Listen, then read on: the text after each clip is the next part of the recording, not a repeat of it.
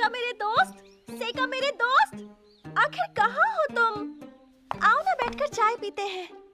मुझे तुमसे बातें भी करनी है। अरे सेका कहाँ है? बाहर चला गया क्या? सेका तुम कहाँ हो? तुम यहाँ हो क्या? सेका मेरे दोस्त, तुम आखिर कहाँ हो? हाँ। लगता है राजकुमारी तुम्हें कुछ ज्यादा ही पसंद करने लगी है। हाँ, लगता तो है।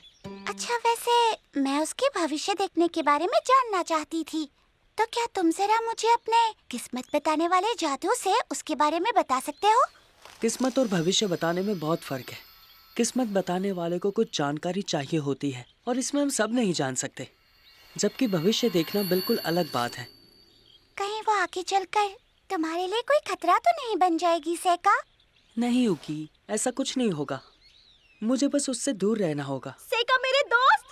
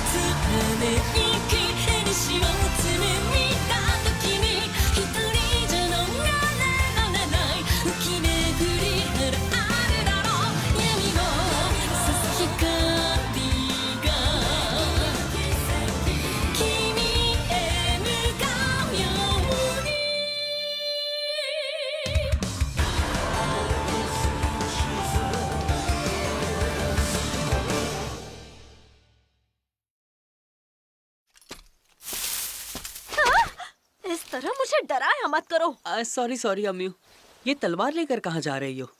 तुम्हारा भाई प्रैक्टिस करने में मेरी मदद कर रहा था। अच्छा? मैं तो उससे एक भी गेम नहीं जीत पाई। शायद मैंने उसे कुछ ज्यादा ही कमजोर समझ लिया। मैं नहीं चाहता लोग जाने कि वो मेरा भाई है। वैसे तुम इतने परेशान क्यों दिख रहे हो? लेकिन आखिर अम्मू ग्लाय को एक भी गेम में हरा क्यों नहीं पाई? ये इतनी होशियार है और सबसे बड़ी बात ये हीरो है। वैसे तुम यहाँ क्या कर रहे हो? मैं दरअसल राजकुमारी से छिप रहा हूँ। ओह, वो तुम्हें कुछ ज्यादा ही पसंद करने लगी हैं। अब जब हम कल यहाँ से निकलने वाले हैं, तो जाने से पहले उनके साथ थोड़ा वक्त क्यों नहीं बिता लेते? अभी वो छत पे हैं, बेचारी अकेली ही चेस खेल रही हैं और काफी उदास भी लग रही हैं। क्या आप हमेशा अकेले ही खेलती हैं? मैं अकेले खेलती हूँ क्योंकि कोई मेरे साथ खेलता ही नहीं। कोई मुझसे जीत ही नहीं पाता। एक बात बताओ सेका, क्या तुम्हें चेस खेलना आता है? हाँ, मुझे इसके नियम पता है राजकुमारी। बहुत बढ़िया, प्लीज मेरे साथ खेलो ना।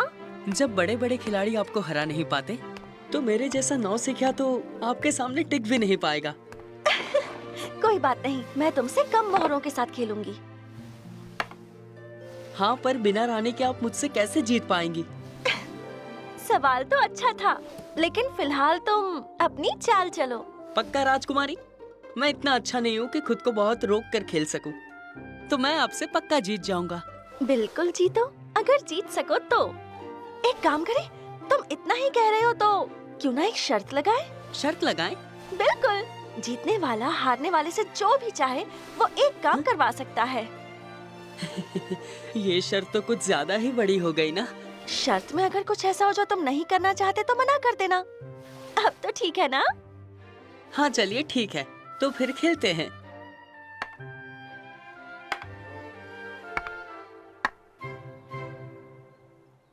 अच्छा एक बात बताओ, तुम्हारे हिसाब से शतरंज का सबसे ताकतवर मोहरा कौन सा है?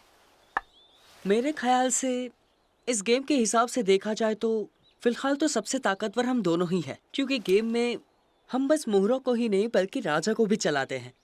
इसीलिए जंग के मैदान में कभी भी अपनी जान ना गंवाने वाले राजनेता सबसे ताकतवर मोहरे होते हैं। क्या बात है, तुम्हारे इस जवाब ने तो मेरा दिल खुश कर दिया। ज्यादातर लोग इसके जवाब में राजा या ड्रैगन योद्धा का ही नाम लेते हैं। तुम्हारा जवाब बिल्कुल वैसा है जैसा मैं उम्मीद कर रही थी। आपका मतलब मेरा जवाब सही है? पूरे यकीन से तो नहीं कह सकती, पर मैं शायद थोड़ा अलग सोचती हूँ। मेरे हिसाब से यहाँ मौजूद मोहरे इस गेम के सबसे ताकतवर मोहरे होते हैं। हालांकि फिलहाल इस जगह पर कोई नहीं है, पर असल जिंदगी में सैनिक, राजा और हमारे राजनेता बहुत से लोगों से घिरे हुए होते हैं। वो लोग जो इस दुनिया में रहते हैं इसका एक हिस्सा होते हैं। तो क्या सबसे ताकतवर मोहरे ये गुमनाम लोग होते हैं? बिल्कुल। मानता हूँ, कुछ मामलों में लोगों की बगावत सरकार को भी उखाड़ फेंकती है, पर ज्यादातर मामलों में लोगों के पास ताकत नहीं होती, उनका बस फायदा उठाया जाता है। ओ, ये राजा और राजनेता कुछ नहीं करते। वो बस लोगों की मेहनत से उगाई गई फसलों को टैक्स वसूलने के नाम पर चुराने का काम करते हैं। माफ कीजिएगा, पर आप तो खुद ही एक राजकुमारी हैं, तो आपको ये बातें नहीं कहनी चाहिए। टैक्स के बिना किसी भी राजनेता का कोई वजूद ही नहीं। इसीलिए चाहे कुछ भी हो जाए, हम आम लोगों का वजूद नहीं मिटा सकते।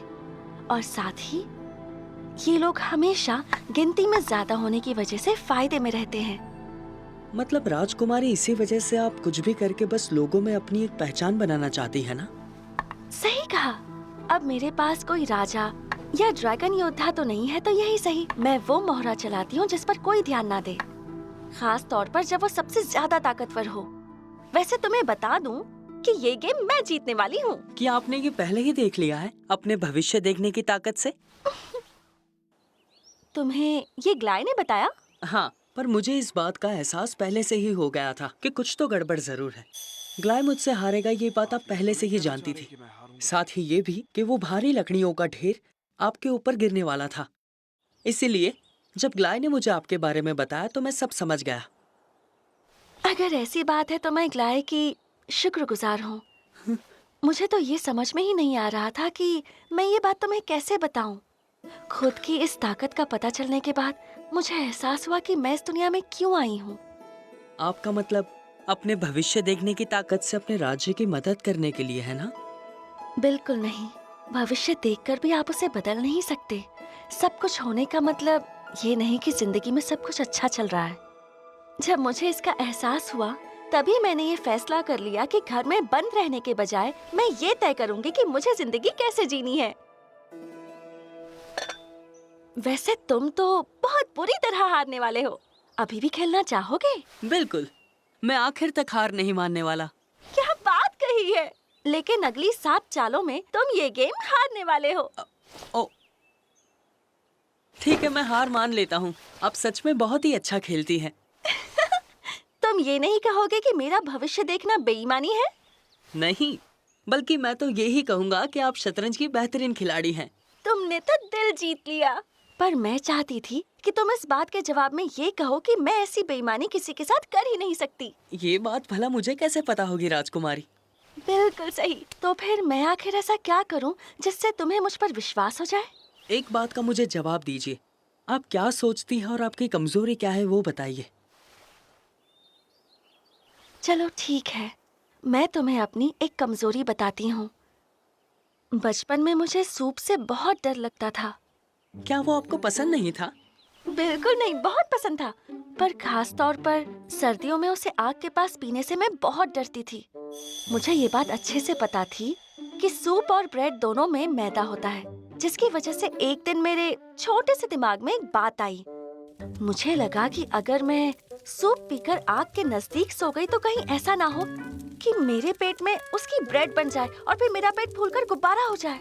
आप सच कह रही है राजकुमारी? हाँ, सच में। इसलिए तो बचपन में सूप पीने के बाद मैं भागकर घर के सबसे ठंडे कमरे में चली जाती थी।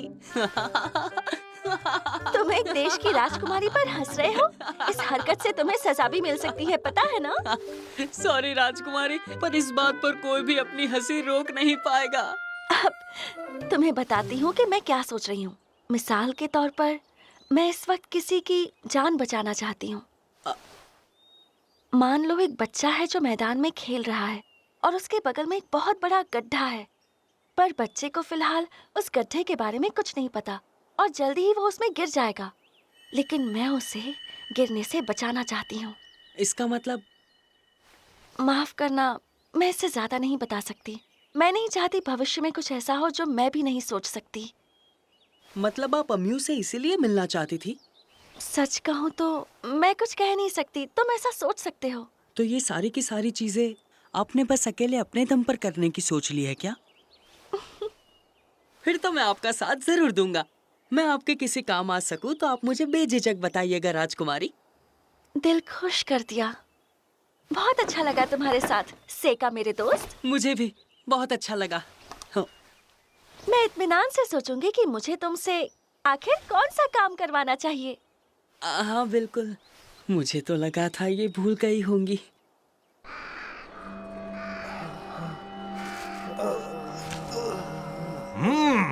इंसानों की तो बात ही अलग है। मुझे तो यहाँ तभी मजा आता है जब मैं किसी इंसान का लजीज गोश्त खाता हूँ। एक बात पूछूं कैप्टन, क्या हम इसे अपने साथ ले जा सकते हैं? बिल्कुल नहीं, कोई फायदा नहीं है। और वैसे भी ये तुम्हारे मॉन्स्टर जितना ताकतवर भी नहीं है। अरे यार, ठीक है मीड, तुम इसे भी खा सकते हो। पसंद आया? ऐसे यहाँ पर बहुत सारे हैं।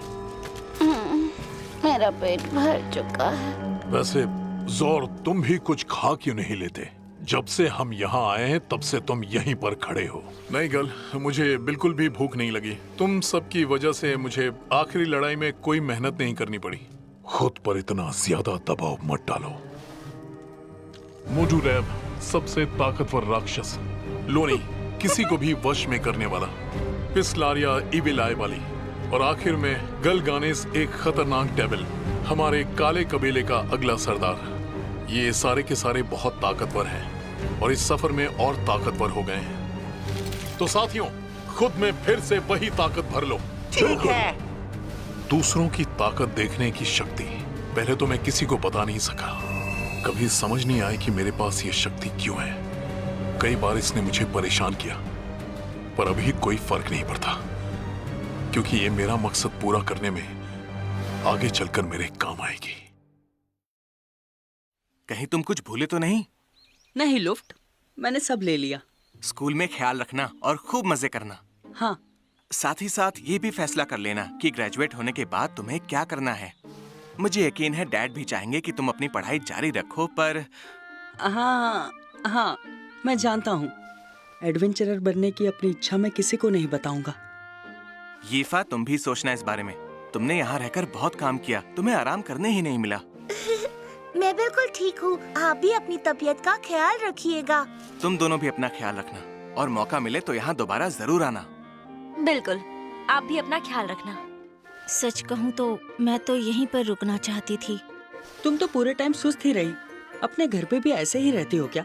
हाँ, गुड गर्ल बन के रहना पड़ता है, इसलिए हमेशा थक जाती हूँ। तो यहाँ पर भी वैसे ही क्यों नहीं रहती? अब मुझे समझ में आया कि लड़कियाँ बड़े घरों में शादी क्यों करना चाहती हैं। पर बड़े घर में शादी करने का ये मतलब बिल्कुल नहीं है कि पूरा दिन सुस्त पड़े रहो। तुम क्या सिर्फ बकवास करना ही जानते हो? स्कूल पहुँचने के बाद मेरे साथ तुम्हें जमकर पढ़ाई करनी होगी। अरे यार, मुझे नहीं करनी है। चलो सेका, निकलने का वक्त हो गया। बातें जल्दी खत्म करो। गलती मेरी है ग्लाय, मैंने ही इन्हें यहाँ रोक रखा है।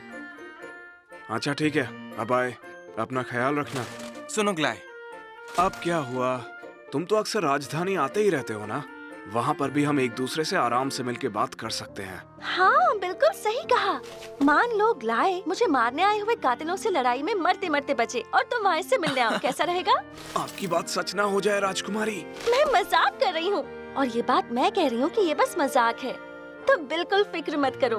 ओह, फिर ठीक है। लॉर्ड लुफ्ट, मैं यहाँ कुछ ज्यादा ही दिन रुक गई। आपको हुई तकलीफ के लिए माफी चाहूंगी।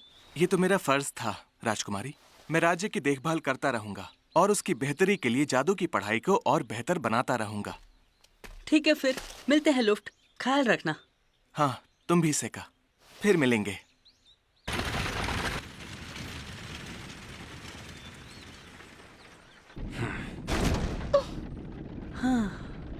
तुम तो गाड़ी में बैठते ही बिल्कुल गूंगे हो जाते हो। क्योंकि मैं अपनी हालत और खराब करना नहीं चाहता, इसलिए। वैसे ये गाड़ी ज्यादातर गाड़ियों से कम हिलती है। माफ करिएगा राजकुमारी, मैं अभी बात नहीं कर सकता। कोई बात नहीं। देखो, दुनिया में ऐसा कुछ भी नहीं है जो तुम्हें बीमार कर सके।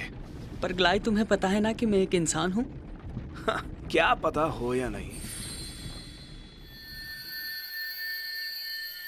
वैसे क्या आर्मी में तुम सुरक्षित महसूस करते हो, वो भी सैनिकों का कप्तान बनने के बाद? मुझे कोई दिक्कत नहीं है, बस राजकुमारी के साथ रहकर उनकी हिफाजत करना मेरे लिए सबसे जरूरी है। लेकिन अभी कुछ गलत हो जाए तो? हम इतने सारे सैनिकों के साथ इसीलिए चल रहे हैं ताकि रास्ते में कोई भी गड़बड़ ना हो।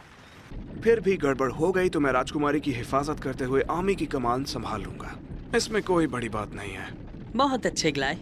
अच्छा, मुझे एक और बात पूछनी थी। आमतौर पर यहाँ के डाकुओं के गिरोह में कितने लोग होते हैं, वो पता है? डाकुओं के एक गिरोह में चंद लोगों से लेकर सैकड़ों लोग भी हो सकते हैं। अच्छा, तो फिर वो क्या है? क्या हुआ? लगता है उन्होंने धोखे वाली खाली गाड़ी को निशाना बनाया है। मुझे लगता है कि यहाँ पर कुछ तो गड़बड़ जरूर है। हाँ, काफी समय से ऐसी कलाबाजियाँ नहीं की है। डाकुओं का हमला हुआ है।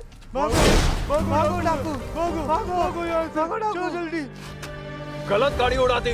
टोपेस, छठी गाड़ी पर हमला करो। कोरंडम, तुम 8वीं पर हमला करो और बाकी गाड़ी पर खड़े लड़के पर हमला करो।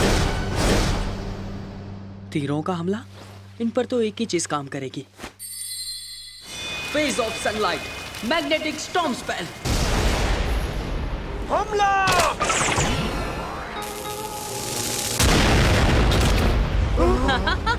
इन्हें तो निशाना लगाना भी नहीं आता। सुनो, हुक्म सरदार, तुम जाकर 8वीं गाड़ी पर हमला करो। कोरंडम, पहले उस लड़के को खत्म करो। बाप रे, ये क्या? कहीं ये कोई जादू तो नहीं? सरदार, 6ठी और 7वीं गाड़ी भी धोखा थी और दुश्मन ने पलटवार भी शुरू कर दिया है। अब हम क्या करें? उस जादूगर पे हमला करो। टोपेस, अपने साथियों के साथ जादू से हमला करो। तेजी से फैलने वाला पीला, चट्टानों की भटकती आत्माओं, अपने गुस्से को इकट्ठा करो और हथौड़ा बनकर दुश्मन पर बरस पड़ो।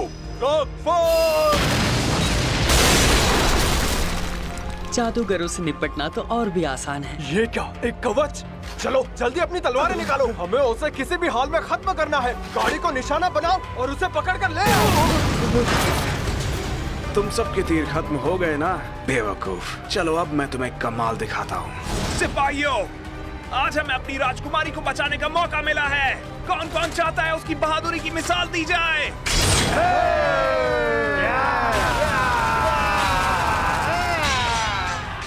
मतलब इसमें कप्तान बनने की भी काबिलियत है। एक बात पूछूं? क्या तुम दुश्मन को जिंदा पकड़ सकते हो? जैसा आप कहे राजकुमारी। Face of would, binding bind spell. आखिर ये क्या बला है?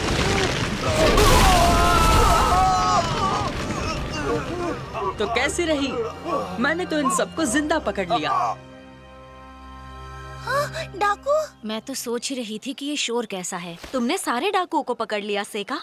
हाँ, 1 मिनट, तो तुम लोगों को कुछ भी पता नहीं चला?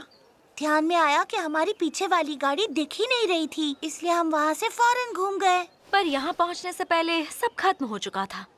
लगता है किसी को भी ज्यादा चोट नहीं लगी। काफी करीबी मामला था, शुक्र है हम इसमें नहीं फंसे। हाँ, ये तुम क्या कह रही हो? हम यहाँ होते तो सबक सिखाते उन्हें। मैंने सही कहा ना मेबल? फिलहाल मैं कोई काम नहीं करना चाहती। तुम लोगों को तो कोई फिक्र ही नहीं। हालांकि ये अजीब बात है, हमारे साथ आर्मी होने के बावजूद हम पर हमला किया। वही तो, मैं भी यही सोच रहा हूँ। इतने सारे कैदियों के साथ ये क्या करेंगे? क्या इन्हें पैदल राजधानी ले जाया जाएगा? नहीं नहीं, मेरे ख्याल से ऐसा कुछ नहीं होगा। ओए सेका, राजकुमारी तुम्हें बुला रही है। उन डाकुओं को पकड़ने के लिए शुक्रिया। आज तुमने उनसे मेरी जान बचाई है। तो वो आपको मारने आए थे और आपने इन्हें जिंदा रखा, राजनीतिक विरोधियों के लिए सबूत के तौर पर। बिल्कुल सही कहा, मगर सबसे पहले मुझे ये पता करना होगा कि आखिर इन्हें भेजा किसने है। आपको किसी पर शक है? शक? शक के घेरे में तो बहुत है। तो क्या आप इन सबको राजधानी ले जाने की सोच रही हैं? बिल्कुल, मैं यही सोच रही थी। मतलब आपने भविष्य देख लिया है। फिर तो हमें इसके लिए और गाड़ियाँ चाहिए होंगी। अगर इन सबको पैदल ले जाना पड़ा तो हमें पहुंचने में बहुत देर हो जाएगी। साथ ही साथ अगर तुमने अगले सेमेस्टर की शुरुआत ही मिस कर दी तो ये बहुत बुरा होगा। मैं आपके फैसले की कद्र करता हूँ, पर इन सबको साथ ले जाने की कोशिश करना बहुत बड़ी गलती होगी। वाकई? ऐसा क्यों? मान लीजिए इसमें से किसी ने भी बेड़ियां तोड़कर फिर से हमला कर दिया तो? बेशक हम उनके पैर काट सकते हैं, मगर ये नौबत कभी नहीं आएगी क्योंकि वो ऐसी कोई कोशिश नहीं करेंगे। अगले हमले का इंतजार करना ही उनके लिए बेहतर होगा। आपका मतलब है कि हम पर और हमले होने वाले हैं? फिर तो इस सफर में बहुत ज्यादा खतरा है। नहीं सेका, फिक्र करने की कोई बात नहीं है। उन्हें जो चाहिए वो कभी नहीं मिलेगा। आगे हम पर अब कोई हमला नहीं होगा। किस्मत की हवाएं तूफान की तरह चलती हैं और तितली के फड़फड़ाने से तूफान कभी अपना रास्ता नहीं बदलता। उनकी किस्मत में यही लिखा है, वो कभी नहीं जीत पाएंगे।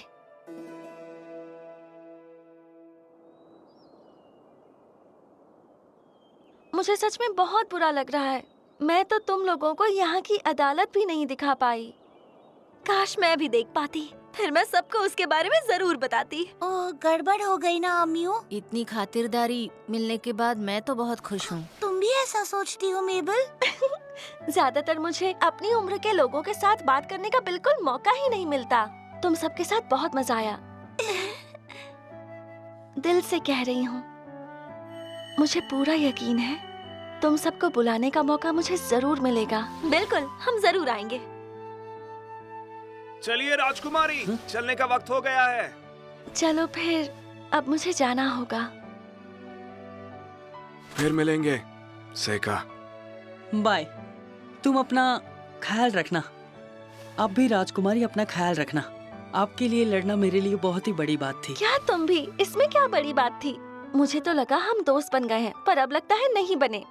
अरे नहीं नहीं, हम बिल्कुल अच्छे दोस्त हैं।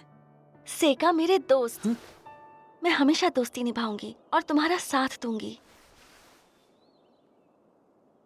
इस बात को हमेशा याद रखना, चाहे जो हो जाए।